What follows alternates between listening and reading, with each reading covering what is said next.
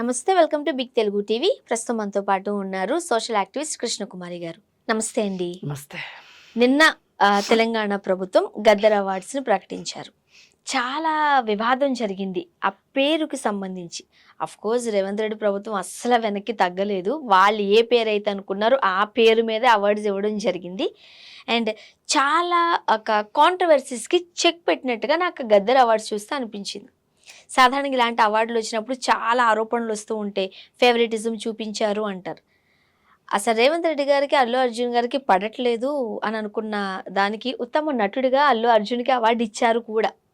Of course కొన్ని సంఘ సంస్కర్తలు కూడా ఇష్యూస్ చేశాయి. మీరేం చెప్తారు, ఏ స్టాండ్ తీసుకుంటారు? అక్కడ అల్లు అర్జున్ కన్నా ఉత్తమ నటుడిగా దేవరాకి ఇచ్చి ఉండాల్సింది, జూనియర్ ఎన్టీఆర్కి ఇచ్చి ఉండాల్సింది. మీ అభిప్రాయం ప్రకారం? నా అభిప్రాయం ప్రకారం.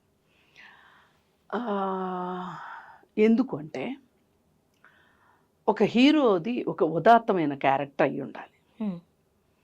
ఇప్పుడు అతన్ని ఉత్తమ నటుడిగా ఇచ్చారు అంటే ఎంతో కొంత ఆ క్యారెక్టర్ రిఫ్లెక్షన్ సొసైటీ మీద ఉంటుంది. ఇప్పుడు ఆయన పని కట్టుకుని అల్లు అర్జున్కి నాకు ఏ విధమైన వివాదం లేదు అని అనుకోవాలి అని ఆయన సిఫారసు చేశాడని నేను అనగానే తెలియకుండా ఒక గవర్నమెంట్ చేత నామినేట్ చేయబడిన ఒక వ్యవస్థకి ఆ గవర్నమెంట్ యొక్క ఉద్దేశాల్ని, ఆ గవర్నమెంట్ యొక్క లోపల ఉండే లోపాయికారిగా వాళ్ళని సంతోష పెట్టాలి అనే ఒక ఉద్దేశంలో అయితే ఈ కమిటీలు పనిచేస్తాయి. ఇవన్నీ రాజకీయ పునరావాస కమిటీలు, మహిళా కమిషన్ కానీ, బాలల హక్కుల సంఘాల కమిటీలు కానీ, అలాగే రైట్ టు ఇన్ఫర్మేషన్ యాక్ట్కి సంబంధించినవి కానీ, ఏవైనా ఆఖరికి సెన్సార్ బోర్డు అయినా సరే, ఏ గవర్నమెంట్ మారినప్పుడల్లా కమిటీలు మారుతాయి. ఎవరైతే గవర్నమెంట్లోకి వచ్చారో వాళ్ళ తాలూకు మనుషుల్ని వేసుకుంటారు. ఈ నామినేటెడ్ పోస్టులంతా దారుణం ఇంకొకటి లేదు. ఒక్క నామినేటెడ్ పోస్టులో వేసిన వాళ్ళు కూడా సరిగా పనిచేసినట్లు, ఆ గవర్నమెంట్ను కూడా అవసరమైతే నిలదీసినట్టు నేను ఇంతవరకు చూడలే. అంటే పక్కలో బల్లాలని వాళ్ళు పెట్టుకోరుగా, అందుకని అవసరమైతే వాళ్ళకి మర్దన చేసే వాళ్ళని పెట్టుకుంటారు కానీ పక్కలో బల్లాలను అయితే పెట్టుకోరు కదా, పక్కలో పాములను అయితే పెట్టుకోరు కదా. అందుకని దానికి తగ్గట్లుగానే ఈ అవార్డులు కూడా ఉన్నాయని నాకు అనిపించింది. అసలు గద్దర్ పేరు పెట్టిన తరువాత ఈ ఉత్తమ నటుడు, గద్దర్ ఉత్తమ నటుడు అవార్డు అల్లు అర్జున్కి ఇవ్వడము అంటే ఒక రకంగా ఒక స్మగ్లర్కి గద్దర్ అవార్డు ఇవ్వడం కొంచెం ఇబ్బందికరంగానే ఉంది.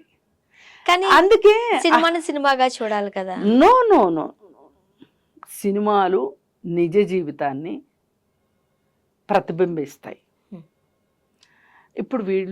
ఇప్పుడు వస్తున్న వాళ్ళు కొంతమంది ఎక్కువైపోయి కొంచెం విచిత్రంగా చేద్దాం, ఇంకొంచెం విచిత్రంగా చేద్దాం, కొంచెం విభిన్నంగా తీద్దాం, ఇంకొంచెం విభిన్నంగా తీద్దాము అనే ఒక పిచ్చిలో వీళ్ళకి ఇష్టం వచ్చినట్టు చూపిస్తున్నారు. ఒక మహిళని కించపరిచే విషయం కావచ్చు, ఒక విపరీతమైన హింసను చూపించే విషయంలో కావచ్చు, విపరీతమైన సెక్స్ కావచ్చు, విపరీతమైన యాంటీ సోషల్ ఎలిమెంట్స్ని సొసైటీలోకి చూపిస్తున్నారు. అలాగే డబ్బు యొక్క ప్రాధాన్యతని, ఎలా అయినా డబ్బు సంపాదించాలి, హీరో అంటే డబ్బు సంపాదించాలి, ఆ డబ్బు సంపాదించడం ఎలాగైనా సంపాదించాలి. ఈ 5 విషయాలు ఉన్నాయి చూసారా, ఇవి సమాజానికి వ్యతిరేకమైనవి. ఈ సమాజానికి వ్యతిరేకమైన విషయాల్ని మీరు సినిమాల ద్వారా చెప్పటం అంటే ఏంటి అర్థం అంటే, మనిషిలో ఎక్కడో ఒక చోట నిద్రాణమైన వాటిని తట్టి లేపి మీరు కరెక్టే అని చెప్పినట్టు అవుతుంది.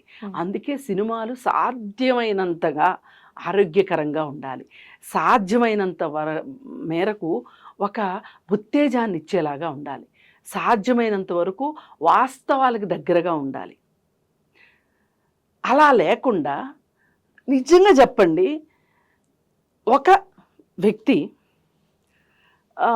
గజ దొంగగా మారి కలప దొంగగా మారి అంత ప్రపంచాన్ని సృష్టించగలడా? అది రియాలిటీకి ఎందుకు అసలు దూరమే. ఇంత అంటే సినిమాలను ఎందుకు దూరంగా తీసుకెళ్తున్నారు మనుషులకు దూరంగా? ఒక నిన్న మీరు ఫ్యాంటసీ అని చెప్పొచ్చు. ఇప్పుడు దేవరాలో కూడా ఫ్యాంటసీయే ఉంది, నేను కాదనట్లా. కానీ పాజిటివ్ ఎన్ఫోర్స్మెంట్ ఉంది అందులో. అంటే ఒక తెగ కోసం పోరాడడం ఉంది. కానీ ఆ సినిమా పుష్ప అంత హిట్ కాలేదుగా. హిట్ అవ్వక్కర్లేదండి.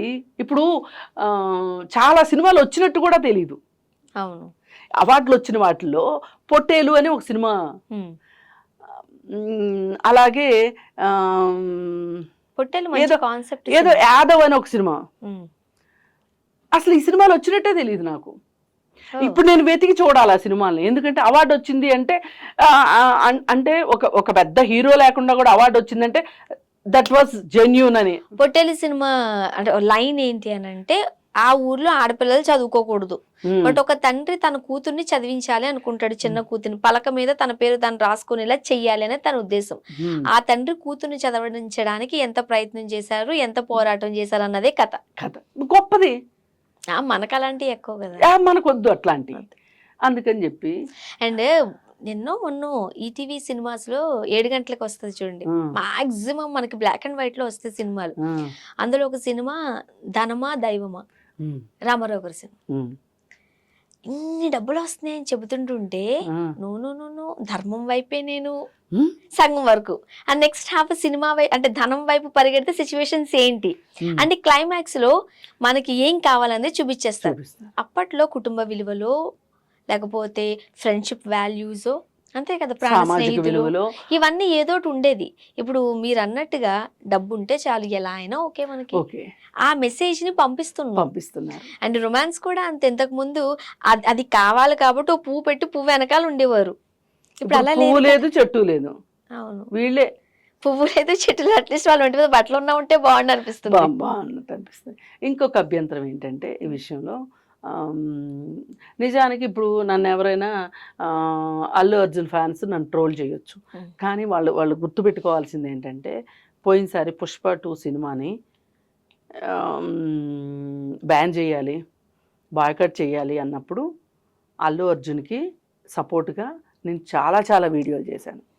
అందుకని చెప్పి అప్పుడేమో నెత్తిని పెట్టుకొని ఇప్పుడు ట్రోల్ చేస్తానంటే అది వాళ్ళ ఇష్టానికి సంబంధించిన విషయం, నేనేం పట్టించుకోను దాని గురించి. వాళ్ళు ఏదో అంటారని కానీ అప్పుడు నన్ను పొగడాలని కానీ నేను చేయలేదు. నాకు వాస్తవం అనిపించింది మాట్లాడాను.